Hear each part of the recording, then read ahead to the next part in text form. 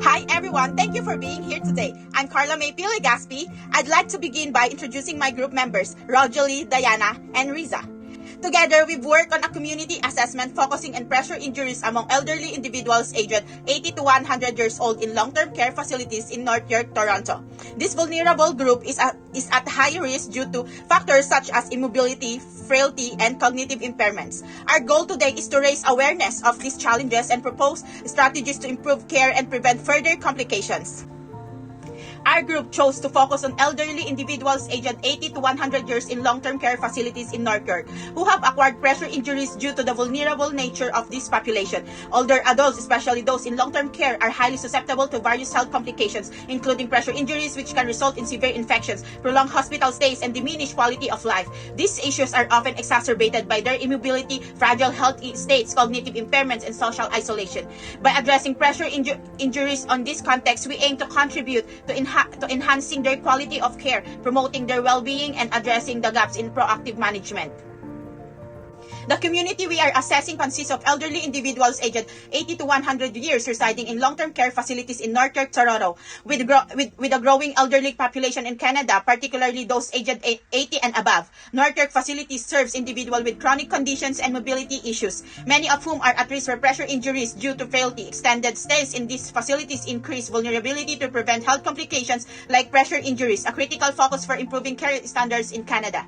Nationally, Canada has 425,750 elderly individuals in long-term care, with 168,205 in nursing homes. In York Region alone, 5,365 elderly individuals live in long-term care, underlining the need for specialized care to prevent issues like pressure injuries. This highlights the urgency of improving care standards in this setting, especially for vulnerable groups at risk.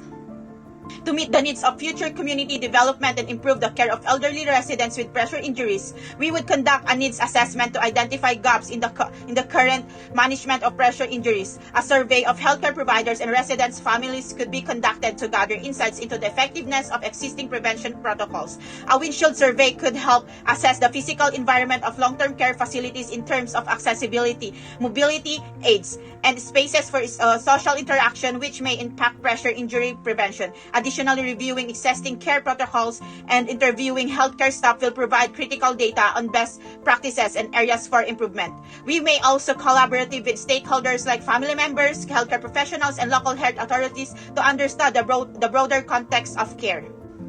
The rationale for conducting a needs assessment through survey, interviews, and a windshield survey is to gather comprehensive, first-hand information about the current state of pressure injury management in long-term care facilities. This approach helps us to understand the strengths and limitations of existing care models and explore ways to improve them. Information sources would include long-term care facilities, interviews with staff, administrators, and caregivers to understand current practices and challenges, government reports, data from Statistics Canada, Health Canada, and the Canadian Institute of Health Information will provide health data and policy insights about elderly care and pressure injuries, and community-based organizations, local senior care advocacy groups, and nonprofits can offer valuable perspectives on community needs and resources for elderly care. And families of residents, their input on care quality and concerns for their loved ones' well-being will provide a holistic view of the situation.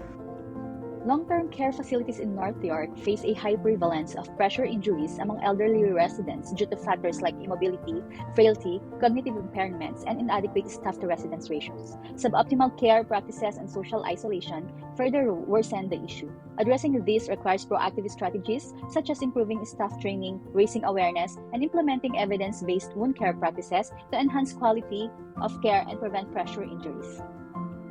Improving pressure injury prevention in North York's long-term care homes relies on strengths like well-established healthcare infrastructure and growing community awareness. However, challenges persist, including staff shortages that hinder individualized care, inadequate equipment in some facilities, and social isolation or depression among residents, which reduce engagement in preventive care. Addressing these issues require targeted strategies to build capacity and enhance resident well-being. To address these challenges, strategies include staff training programs to enhance skills in pressure injury prevention, community partnerships with health organizations and caregivers to improve care models, and integrating technologies such as pressure relief devices and monitoring systems. These measures aim to bridge gaps in resources and support, improving care and outcomes for elderly residents. Several organizations and services support elderly care and pressure injury prevention in North York. Toronto Public Health leads local efforts by funding programs and providing resources for improved care. Nonprofits like the Ontario Long-Term Care Association advocate for quality care through training and best practices. Healthcare providers, including hospitals, clinics, and home care agencies, offer advanced treatment, preventive care, and specialized monitoring. Additionally, resident and family support groups provide emotional and informational assistance to help families navigate long-term care effectively. Who are the gatekeepers and stakeholders? How would you communicate with these people about the issues? So when addressing pressure injury prevention, it's essential to engage key gatekeepers and stakeholders who play a crucial role in shaping care practices. So these include long-term care facility administrators, so they are responsible for creating the policies, allocating resources, and setting the standards for care within the facility. Administrators control the implementation of preventive measures and ensure that proper practices are in place to minimize pressure injuries. Healthcare providers, so nurses and physiotherapists are on the front line of patient care. They directly monitor residents, assess skin integrity, reposition patients, and implement individualized care plans. They are critical to preventing pressure injuries by providing irregular assessments and care interventions. Next is residents and their families. Residents have first-hand experience with the care they receive, and their feedback is vital for identifying gaps in pressure injury preventions. Family also advocates for their loved ones, ensuring the highest quality care and early identification of potential issues. To communicate with the stakeholders, we will use direct meetings, surveys, and formal reports. Engaging families through open forums or newsletters will provide additional insight and encourage a more collaborative approach to care. How might you include them in the community assessment process? So to address pressure injuries in long-term care facilities, it's crucial to involve key stakeholders in the community assessment process. These ensure prevention strategies are effective and inclusive. We'll use 3 main engagement strategies. Number 1, surveys and interviews with healthcare providers, residents, and families to understand current care practices, challenges, and awareness of pressure injury prevention. Number 2, focus group with healthcare staff, resident, and families to dive deeper challenges, brainstorm solutions, and explore new care strategies. Number 3, community meetings to bring together facility administrators, policymakers, and the broader community, fostering discussion on challenges, best practices, and aligning on goals for sustainable solutions. So by engaging all parties, we ensure collaboration and transparency, driving meaningful improvements in elderly care. So what are the strengths and limitations of the approaches you choose for this community assessment? So the strength of our approach to the community assessment include comprehensive data collection. By combining surveys, interviews, and windshield surveys, we will gather a well-rounded perspective on pressure injury prevention. Additionally, involving multiple stakeholders such as healthcare providers, residents, and families ensure that we capture diverse insight and reflect all viewpoints in our findings. However, there are some limitations. Time and resource constraint can make gathering and analyzing data from multiple sources a lengthy and resource-intensive process. Another challenge is the potential for biases. Stakeholders may have personal interest or perspective that could influence the data we collect. Despite these limitations, our approach will provide a thorough and inclusive assessment.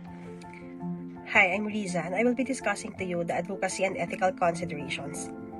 In advocating for better policies to prevent pressure injuries in long-term care homes, it's vital to ensure that elderly residents have equitable access to high-quality care. This means pushing for systemic changes that prioritizes their health and well-being. Ethically, we must protect residents' confidentiality and ensure their personal information is kept secure. Informed consent is essential, meaning residents or their families must fully understand and agree to any care plans or assessments. These advocacy and ethical considerations are key to promoting both fairness and quality in care for elderly residents. Based on the process of conducting this community assessment, our group has learned several key insights. We have gained deeper understanding of the unique challenges faced by elderly individuals in long-term care facilities, particularly those aged 80 to 100 years. This group is highly vulnerable to pressure injury due to factors such as frailty, immobility, cognitive impairments, and social isolation. We have learned that these challenges are compounded by environmental factors such as staff shortages, lack of appropriate equipment, and inadequate care practices. These issues make elderly residents in long-term care facilities even more susceptible to health complications, including pressure injuries, which can significantly affect their quality of life. Through this process, we've gained a better understanding of the role of community nursing in addressing healthcare challenges, particularly in vulnerable populations. Community nurses play a crucial role in promoting health, preventing complications, and advocating for better care in the community. We've learned that the community assessment requires a holistic approach, considering not just the healthcare aspects, but also the environmental, social, and psychological factors that impact health outcomes. It's essential to gather diverse perspectives from residents, families, healthcare providers, and other stakeholders to understand the full scope of the issues at hand. We've also learned the importance of using various assessment tools such as surveys, interviews, and windshield surveys to gather comprehensive data. This allows for a better understanding of both the strengths and the limitation of existing care systems and helps in identifying gaps in services or practices that needs to be addressed. Collaborating on this assessment has helped us recognize the value of teamwork in community assessments. By combining our individual strengths and perspectives, we were able to design a more robust assessment plan that integrates different approaches and sources of data. We've learned that effective communication and a collaborative approach are essential to ensure that all stakeholders, including healthcare providers, residents, and the families, are heard and their insights are integrated into the assessment process. This helps build a more accurate and inclusive picture of the challenges and potential solutions. The experience has also highlighted the importance of ethical considerations, particularly in dealing with vulnerable populations. We've gained an appreciation for maintaining confidentiality, obtaining informed consent, and ensuring the residents' dignity and rights are upheld throughout the assessment process. Finally, we've learned that conducting a community assessment is not just about gathering data, but also translating that data into meaningful action. It requires advocacy, awareness, and a commitment to improve the lives of those we serve, particularly the vulnerable populations like the elderly residents in long-term care. In summary, throughout this community assessment, we have not only deepened our understanding of the elderly population in long-term care, but also gained valuable insights into the process of community nursing and the collaborative nature of community assessments.